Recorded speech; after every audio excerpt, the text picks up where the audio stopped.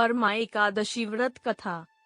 एक बार भगवान श्री कृष्ण के शिष्य महाराज युधिष्ठिर ने उनसे पूछा, हे परमात्मन, आपके भक्तों के लिए परमा एकादशी के व्रत का क्या फल है और यह व्रत कैसे किया जाता है?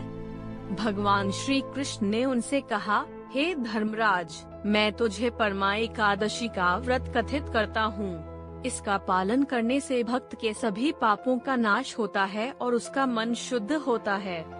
फिर भगवान ने यह कथा सुनाई। सतयुग में कश्यप ऋषि का एक पुत्र विकुंठन नामक राजा था।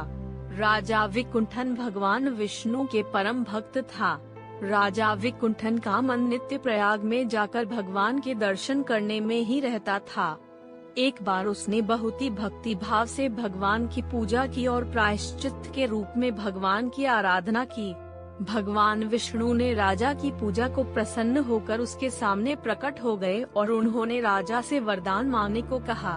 राजा ने अत्यंत विनम्र भाव से भगवान को कहा, हे प्रभु, मुझे अपने सभी पापों से मुक्त होकर आपके चरणों का आश्रय कैसे प्राप्त हो, कृपा करके मुझे बताए। तब भगवान विष्णु ने कहा, राजा, तुम मेरे प्रति अत्यंत भक्ति और व्रतों का पालन करते हो, इसलिए मैं तुझे परमा एकादशी का व्रत आरंभ करने की शिक्षा देता हूँ।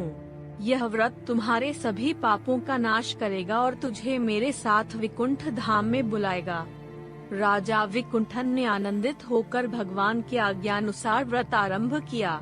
उसने शुद्धता के साथ व्रत का पालन किया और पूरे दिन भगवान विष्णु का स्मरण किया। व्रत के दिन उसने अन्न, जल, विशेष रूप से तुलसी के पत्ते और पुष्पों का उपवास किया।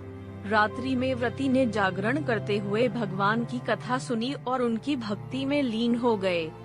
व्रती ने पारण का समय आते ही अपने हृदय में भगवान की आराधना करते हुए व्रत को समाप्त किया। उसके बाद भगवान विष्णु ने अपनी अद्वितीय विग्रह में राजा के सामने प्रकट होकर उसे अपने साथ विकुंठ धाम ले गए। इस प्रकार राजा विकुंठन ने परमा एकादशी व्रत का पालन करके भगवान विष्णु के साथ विकुंठ धाम को प्राप्त किया और अनंत सुख और आनंद का अनुभव किया। इसी रूप में परमा एकादशी का व्रत महत्वपूर्ण है, जिसका पालन करने से व्रती को आत्मा की शुद्धि, पुण्य का वर्धन और भगवान के साथ आनंदमय जीवन की प्राप्ति होती है। हरे कृष्णा।